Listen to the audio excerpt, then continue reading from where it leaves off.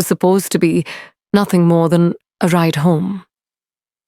My husband had to stay late at the office, and his colleague, Ethan, kindly offered to give me a lift. We'd only exchanged a few polite smiles before hallway greetings, brief nods at company events.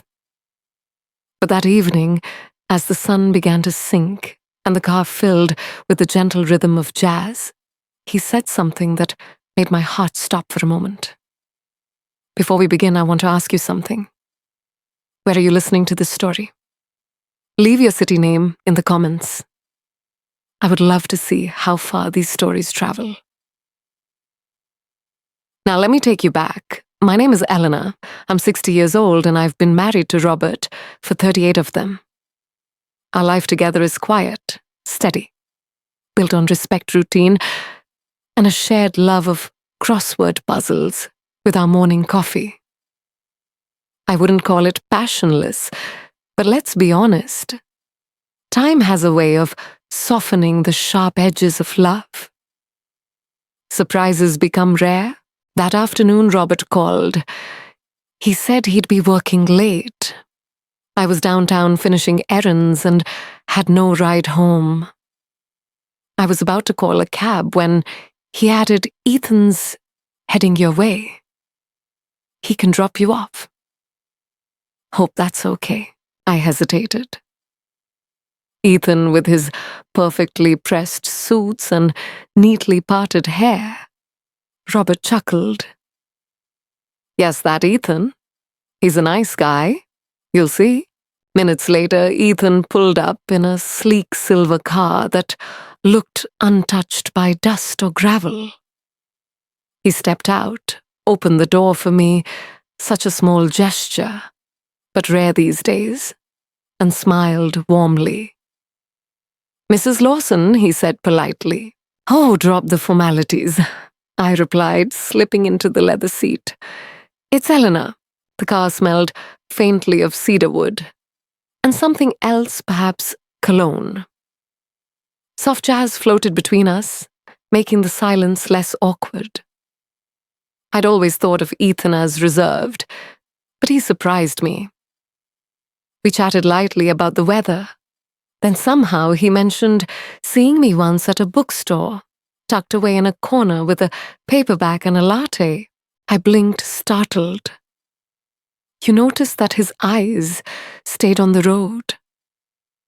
You looked peaceful, peaceful. No one had described me like that in years, not since Robert used to watch me with our children, and whisper, "You look content." The drive continued in that soft, golden light of the evening. I told him about my garden, about planting jasmine that I hoped would bloom by fall. Ethan smiled. Jasmine's beautiful quiet, never demanding attention, but unforgettable when it appears. We fell into a silence that wasn't heavy, it was still almost comforting. As we reached my street, Ethan pulled over and turned to me. "I hope this doesn't sound strange," he began. "Robert has told me so much about you. And yet, sitting here, you're nothing like I imagined." I raised an eyebrow, amused. "Oh, what did you expect?" He paused, then said softly, "Someone quieter, less alive. But you're the kind of woman who makes silence feel full." His words caught me off guard. My breath trembled as I lowered my gaze. "That's kind of you," I whispered. But he wasn't finished. "You're not just Robert's structure. You're sunlight." In that moment, something inside me shifted. Dear friends, if you find this story fascinating, please subscribe to the Love and Tears channel so we can soon reach the milestone of the first 100 subscribers. Your support is the biggest motivation for the stories to continue to be told. That's the only way I can describe it. Something inside me fluttered, then stilled. I hadn't been spoken to like that in years. Not with reverence, not with genuine attention. Ethan smiled softly, then turned his eyes back to the road, almost as if giving me the space to breathe.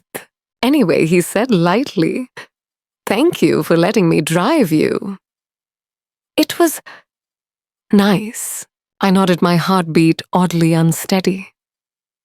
Yes, it was. I stepped out, groceries heavy in my hands, but my steps unwilling to move. As I closed the car door, Ethan looked at me one last time. "Jasmine will suit you," he said, before pulling away into the night. I stood there for a long while on the quiet street. The porch light hadn't come on yet. The silence pressed around me, but it wasn't empty, it was alive. Something had shifted inside me, and though I didn't understand what it meant, I knew I would remember that car ride for a very long time. When I stepped inside, the house felt strangely hollow. I unpacked the groceries on autopilot, bread on the counter, tomatoes in the bowl, grapes rinsed clean, but my mind wasn't in that kitchen. It was still in Ethan's car, circling his words like a moth around a flame. "You're not just structure. You're sunlight." I'd heard compliments before. Flirty ones, kind ones. But this was different. He hadn't spoken to Robert's wife or to the woman who keeps the house running. He had spoken to me, Eleanor, the person I had almost forgotten, was still there. Later that night, Robert came home.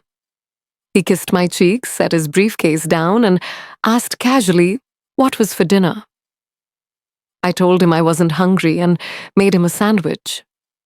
We sat in front of the television, a documentary, humming softly until he fell asleep on the couch before it even ended.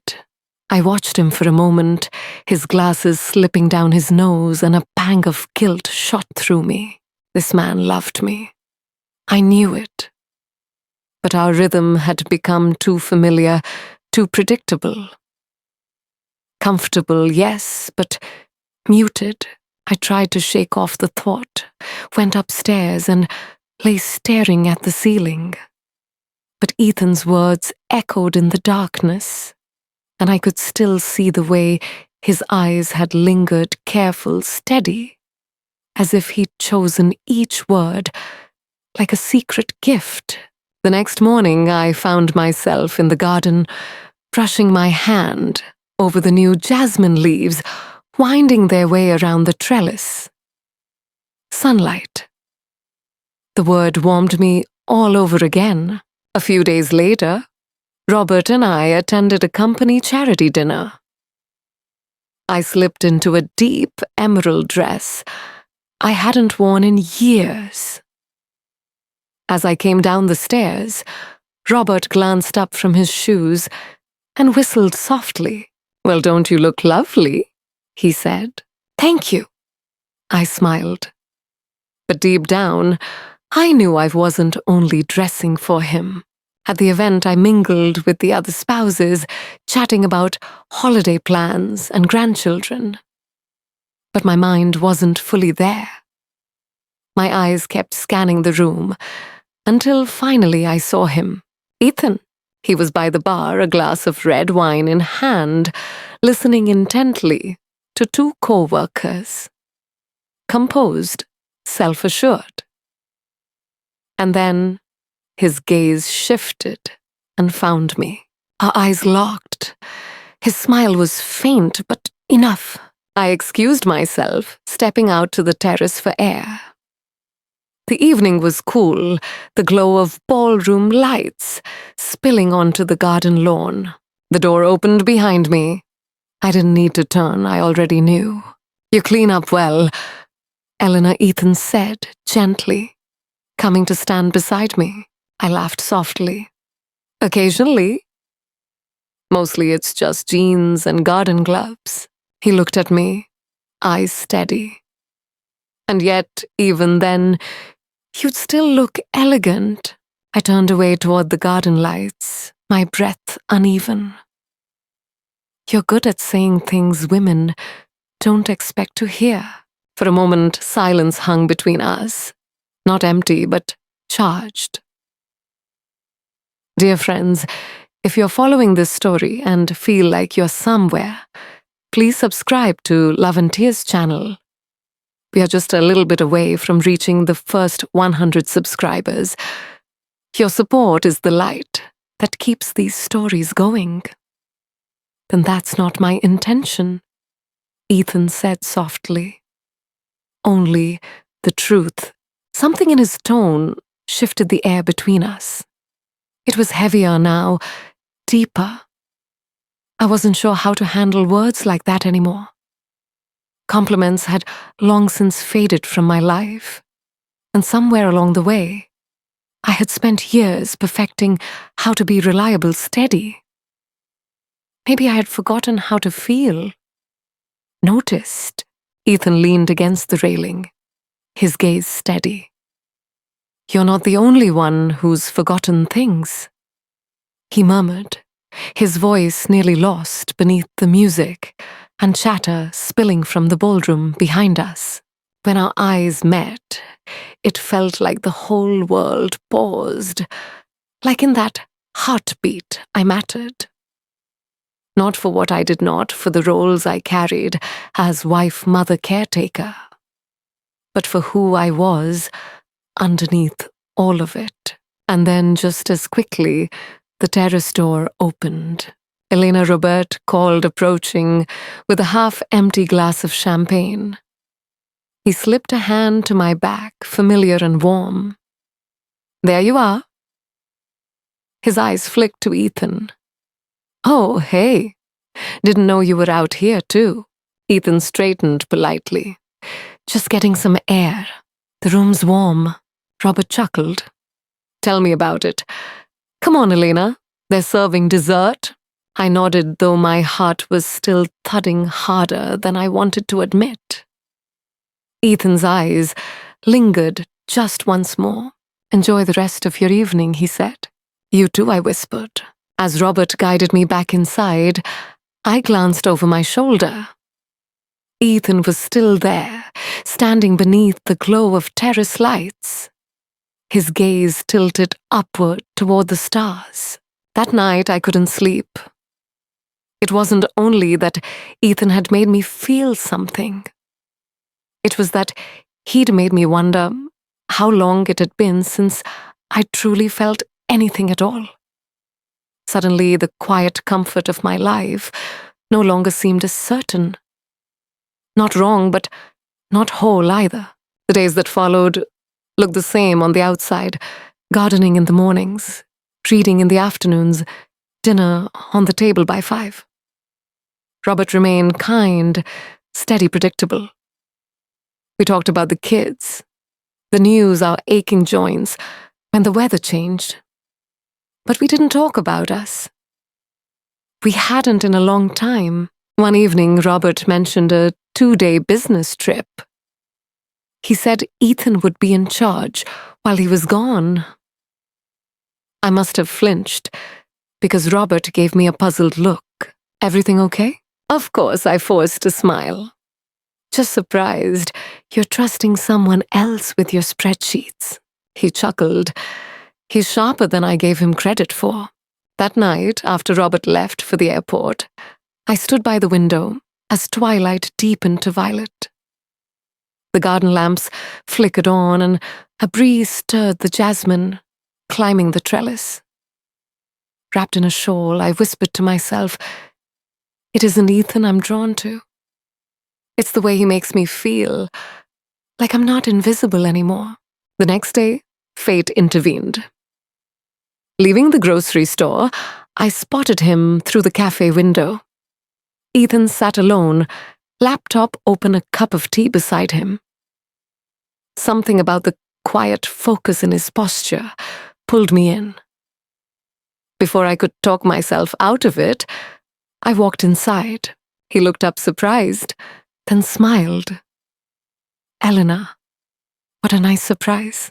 Hope I'm not interrupting, I said, suddenly uncertain. Not at all, he closed the laptop. Please join me. I sat across from him, the little cafe table suddenly feeling too small for the space I was trying to keep. I ordered tea to match his fumbling for words. He filled the silence. I wasn't expecting to see you here, but a good surprise. I smiled faintly. Same here. We talked about books. I told him about a novel. I'd just finished a story of a woman rediscovering herself after years of playing it safe. I think that kind of story resonates with a lot of women my age, I admitted.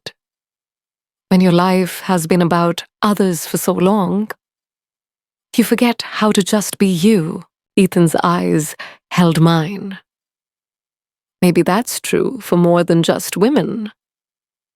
His voice was low, steady, almost too honest. I hesitated, then asked the question that had been circling in my head for days. What is it you see in me? Ethan, really. He leaned back, studying me with quiet intensity before answering. I see someone who hasn't been spoken to the way she deserves. Someone loyal, kind-giving, but who's forgotten that she's also magnetic, intuitive, beautiful.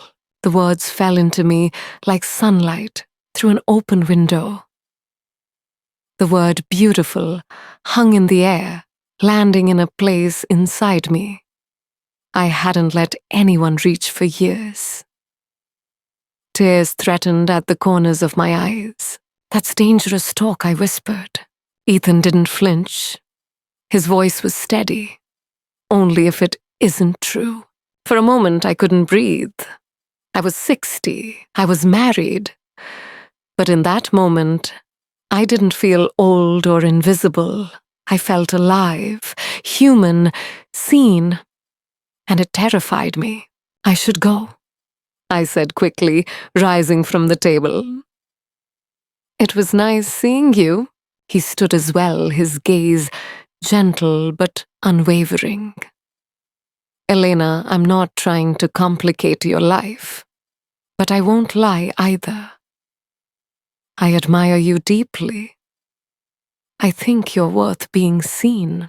I nodded once, unable to trust my voice, and left. The drive home was silent, the radio off. I didn't cry, but I felt everything: guilt, confusion, warmth, and an ache that lingered beneath my ribs. When I stepped into my house, it felt colder than usual, though nothing had changed. Something had been spoken aloud, and now it lived quietly inside me, refusing to be ignored. And I realized the choice wasn't about Ethan, it was about me. Robert returned from his trip 2 days later, suitcase in hand, tired smile on his face. I greeted him as I always did, a kiss on the cheek, a warm hello. He asked how things had been. Quiet, I said. Routine. It was true, but not the whole truth. That night we sat on the couch, watching an old movie. His hand rested on mine, familiar, steady, comforting. I looked at him, really looked at the lines of his face, the man I had built my life with. I loved him. I always had. But something in me had changed. Quietly, permanently. Later, when he went upstairs, I stayed at the kitchen table and opened an old notebook. I hadn't written in years. And I began. Not about Ethan, not directly, but about being seen. About feeling curious again, about being alive. It felt like a confession to myself. The next afternoon, I was in the garden dirt, on my hands, adjusting the jasmine that was beginning to bloom. That's when I heard a car pull up. Ethan, he stepped out, hesitant, empty-handed waiting. I walked to the edge of the yard. I wasn't going to come, he admitted. But I've been thinking about you, about the way you looked at me, not with drama, but with truth. And I needed to say this. I don't expect anything. I'm not asking you to leave your life. But what I saw in you, it was real. You're still in there. Vibrant, curious, waiting to be met as you, not just as what people expect. A part of me wanted to weep. Another part wanted to run. Instead, I breathed deeply and said, "Ethan, you reminded me of something I'd buried. Not a need for someone new, but a need for myself, for my own reflection. And for that, I'm grateful." His shoulders dropped slightly, as if a weight had lifted. "So this is goodbye." Not with bitterness, I whispered. "But yes, it has to be." He nodded. "Then thank you for letting me see you and for letting me be honest." He turned, then paused once more. His voice was soft but steady. "Your sunlight, Eleanor, even on cloudy days." And then he was gone. I stood there long after his car disappeared. The breeze lifting my hair, the jasmine trembling gently on its stem. That night, I didn't tell Robert. Not out of guilt, but because what had happened wasn't about infidelity.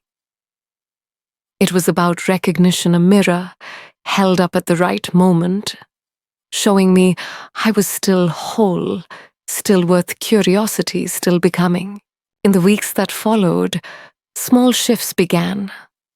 Morning walks, colors I hadn't worn in years, old friends, paintbrushes rediscovered, laughter bubbling up for no reason at all. Robert noticed. One evening, he looked across the table and asked, "What's gotten into you lately?" I smiled.